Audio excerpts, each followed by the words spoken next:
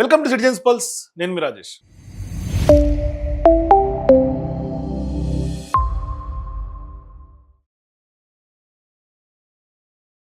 తెలంగాణ ప్రభుత్వంలో ఇప్పుడు ఏం నడుస్తుంది? నిజంగా పైకి అందరూ మంత్రులు కానీ, ముఖ్యమంత్రి కానీ ఒక వేదికల మీద ఉన్నప్పుడు సరదాగా నవ్వుకుంటూ ఉంటారు. అటువంటి మనకి వీడియోలు కనిపిస్తూ ఉంటాయి. పైకి ఒకరికొకరు పొగుడుకుంటూ ఉంటారు. కానీ సీన్ కట్ చేస్తే అంతర్గతంగా పెద్ద ఎత్తున భారీ విస్ఫోటనమే అందరి మధ్య ఉంది అని, యుద్ధం తెలియనటువంటి కనిపించినటువంటి యుద్ధం నడుస్తోంది అనేది సుస్పష్టంగా కనిపిస్తుంది. అంటే బయటకు అందరూ నవ్వుతూ కనిపిస్తున్నా లోపల మాత్రం మంత్రులంతా టెన్షన్లో ఉన్నారనే చర్చ అయితే జరుగుతోంది. మరి ఏంటి మంత్రులకి ఉన్నటువంటి టెన్షన్ ఏంటి? ఎందుకు అంటే ఒక మంత్రికి తెలియకుండానే అదే మంత్రి నిర్వహిస్తున్నటువంటి శాఖ పైనే ఇవాళ విజిలెన్స్ ఎంక్వైరీకి ప్రభుత్వం ఆదేశాలు ఇచ్చిందనే సమాచారం ఇవాళ రాజకీయ వర్గాల్లో పెద్ద చర్చకు దారితీసింది. తెలంగాణ రాష్ట్ర రాజకీయ వర్గాలు షేక్ చేసేస్తూ ఉంది. అంటే ఇది వాస్తవానికి ఒక సాధారణమైనటువంటి విషయం కాదు. గతంలో కిరణ్ కుమార్ రెడ్డి గారు ఉన్నప్పుడు కూడా ఇటువంటి సందర్భాలు ఉన్నాయి. సొంత పార్టీకి సంబంధించినటువంటి శాఖల మీద, మంత్రుల మీద కూడా కొంత విచారణ జరిగినటువంటి సందర్భాలు ఉన్నాయి. మరి సరే, ఇటువంటి విచారణ జరిగినప్పుడు ఏదో ప్రతిపక్ష పార్టీ పైనో లేకుంటే ఇంకెవరిపైనో విజిలెన్స్ వేస్తే ఖచ్చితంగా దాని వెనకాల రాజకీయం ఏదో ఉంది అని అనుకోవచ్చు. కానీ సొంత మంత్రికి చెప్పకుండా సొంత శాఖపైని విజిలెన్స్ విచారణ వేయటం అంటే దాని వెనకాల రాజకీయంగా ఏం సందేశం ఇస్తున్నట్లు? మరి దీని వెనకాల జరుగుతున్నటువంటి పాలిటిక్స్ ఏంటి?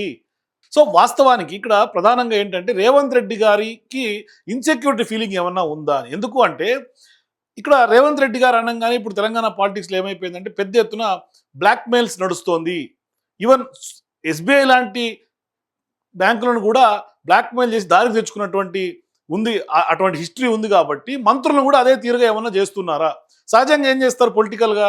ఏదన్నా ఒక చెరువులో చేపను పట్టాలంటే ఏం చేస్తారు? దానికి గాలం వేస్తారు, గాలానికి ఎరేస్తారు. లాస్ట్కి కొంత ఆశ చూపెట్టి ఆ చేపను దగ్గరకు తీసుకుంటారు. అంటే ఒక్కసారి వాళ్ళు ఏమైనా చిక్కారు అంటే ఇక అంతే సంగతులు.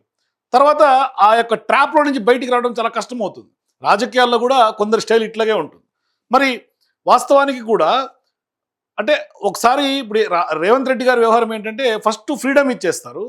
ఆ ఫ్రీడము దాన్ని ఆధారం చేసుకొని ఖచ్చితంగా వాళ్ళ యొక్క వీక్నెస్లన్నీ కూడా తెలుసుకొని తర్వాత ఇవాళ దాన్ని పట్టుకునే ప్రయత్నం చేస్తారు. అంటే వాళ్ళని గ్రిప్లో పెట్టుకునే ప్రయత్నం చేస్తారు. సో ఇప్పుడు కాంగ్రెస్ జరుగుతున్నటువంటి పరిణామాలు చూస్తూ ఉంటే అలాంటి డిస్కషన్స్ ఎక్కువగా జరుగుతూ ఉన్నాయి.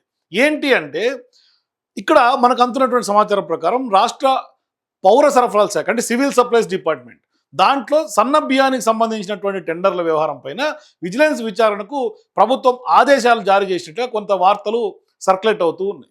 మరి ఈ విచారణ గురించి సంబంధిత శాఖ మంత్రిగా ఉన్నటువంటి ఉత్తమ్ కుమార్ రెడ్డి గారికి కూడా ముందుగా సమాచారం లేదనేది కూడా స్పష్టంగా రాజకీయ వర్గాలు జరుగుతున్నటువంటి మరో ప్రచారం. ఇక్కడ అసలు ప్రశ్న ఏంటంటే ఒక శాఖకు సంబంధించినటువంటి మంత్రి ఆ శాఖలో ఏదైనా విచారణ జరగాలంటే మంత్రి కనీసమైన సమాచారం కూడా లేకుండా జరగటం సాధారణ పరిపాలనా విధానమా, లేదంటే కనుక దీని వెనకాల ఏమైనా political game plan, master sketch ఏమైనా ఉందా అన్న డౌటు, డిస్కషన్స్ పొలిటికల్ మేధావుల నుంచి వినిపిస్తుంది. మరి ఇక్కడ వాస్తవానికి ఎందుకు ఉత్తమ్ కుమార్ రెడ్డి గారే సివిల్ సప్లైస్ మంత్రిగా ఉన్నటువంటి ఆయనే టార్గెట్? ఒకవేళ ఇప్పుడు ఆయన టార్గెట్ కావచ్చు, భవిష్యత్తులో ఇంకెవరు? ఇప్పుడు అందరూ అడుగుతున్నటువంటి ప్రశ్నలు ఇవే. కాంగ్రెస్లో వాస్తవానికి ఉత్తమ్ కుమార్ రెడ్డి గారు అంటే సీనియారిటీ పరంగా ఆయనే సీనియరు, గతంలో పీసీసీగా పనిచేశారు, అనుభవ పరంగా కూడా గతంలో మంత్రిగా చేసినటువంటి అనుభవం ఉంది.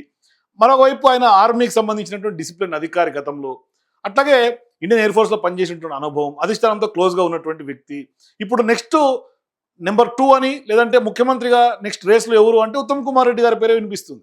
సో ఎప్పుడైనా నాయకత్వంలో రాష్ట్రంలో మార్పులు కనుక వస్తే సహజంగా మొదట చర్చకొచ్చే పేరు ఎవరిది అంటే ఆ పేరులో మొట్టమొదటి వినిపించే పేరు ఉత్తమ్ కుమార్ రెడ్డి గారే. అందుకే ఇప్పుడు ఆయన శాఖపైనే విజిలెన్స్ వేయటం అనేది రాజకీయ వర్గాల్లో ఒక కొత్త అనుమానాలకు కారణమవుతుంది. అంటే ఏమన్నా ఉత్తమ్ కుమార్ రెడ్డి గారు చెక్ పెట్టబోతున్నారా అని. ఇది ఒక్క ఉత్తమ్ కుమార్ రెడ్డి గారికే పరిమితమా, లేదంటే కనుక ఇంకా వేరే మంత్రుల మీద కూడా ఇటువంటివి ఏమన్నా ఉంటాయా అని. మరి గతంలో కూడా పలువురు మంత్రులపైన వివిధ ఆరోపణలు వచ్చాయి. కొంతమంది ఏకంగా మంత్రులపైన ప్రతిపక్షాలు బహిరంగ విమర్శలు చేశారు. పొంగులేటి గారు ఉన్నారు, కొండా సురేఖ గారికి సంబంధించినటువంటి అంశం ఉంది, కూతురే ఏకంగా బహిరంగ చేసినటువంటి వ్యాఖ్యలు ఉన్నాయి, కలకలం రేగింది. మరి కొన్ని శాఖలపైన కూడా అనేక ఆరోపణలు వినిపించినప్పుడు అప్పుడెందుకు ఇటువంటి విచారణలు చేయలేదు అని. ప్రభుత్వంలో అవినీతి ఆరోపణలు సహజంగా వస్తూనే ఉంటాయి, ఒక్క శాఖ పైన కాదు. విజిలెన్స్ ఎందుకు సెలెక్టివ్గా పనిచేస్తుందనే ప్రశ్న కూడా ఇక్కడ ప్రధానంగా ఉత్పన్నమవుతోంది. అయితే ఇప్పుడు ఇవన్నీ వస్తున్నటువంటి నేపథ్యంలో రేవంత్ రెడ్డి గారు ఒక కొత్త నిర్ణయం తీసుకున్నట్టుగా కూడా ప్రచారంలోకి వచ్చింది. ఏంటి అంటే హైడ్రా తరహాలోనే ఒక ప్రభుత్వ రంగ సంస్థను మరొకటి ఏర్పాటు చేయాలి అని. ఏంటి ఆ సంస్థ, దాని విధి విధానాలు ఏంటి?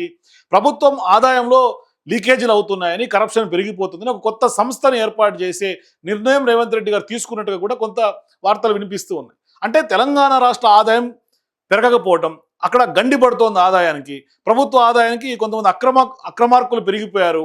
సో ఇప్పుడు ఆ అక్రమార్కులందరూ కూడా గండి కొడుతున్నారని గుర్తించినటువంటి రేవంత్ రెడ్డి గారు, అధికారులు హైడ్రా తరహాలో మరో సంస్థను ఏర్పాటు చేయాలి, ప్రభుత్వ ఆదాయానికి గండి కొడుతున్నటువంటి వారిపైన కూడా కఠిన చర్యలు తీసుకునే విధంగా ఒక ప్రత్యేకమైనటువంటి ఎన్ఫోర్స్మెంట్ డిపార్ట్మెంట్, ఆల్రెడీ ఎన్ఫోర్స్మెంట్ ఉంది, మళ్ళీ ప్రత్యేకమైనటువంటి ఎన్ఫోర్స్మెంట్ ఏర్పాటు చేయాలని కూడా అధికారులు రేవంత్ రెడ్డి గారికి సూచించినట్టుగా కూడా కొంత వార్తలు వినిపిస్తూ ఉన్నాయి.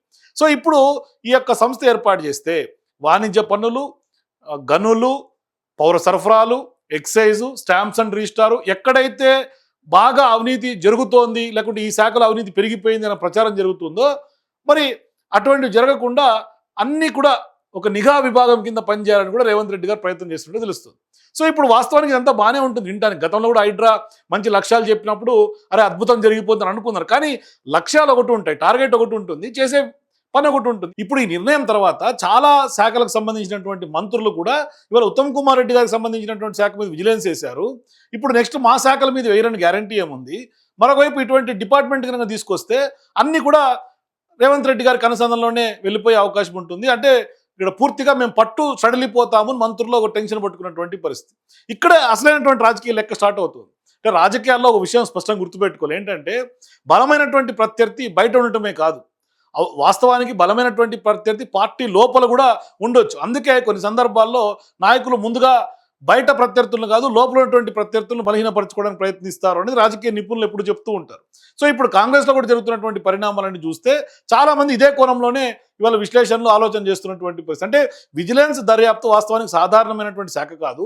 ప్రభుత్వ నిర్ణయం లేకుండా అలాంటి విచారణలు అసలు ప్రారంభం కావు.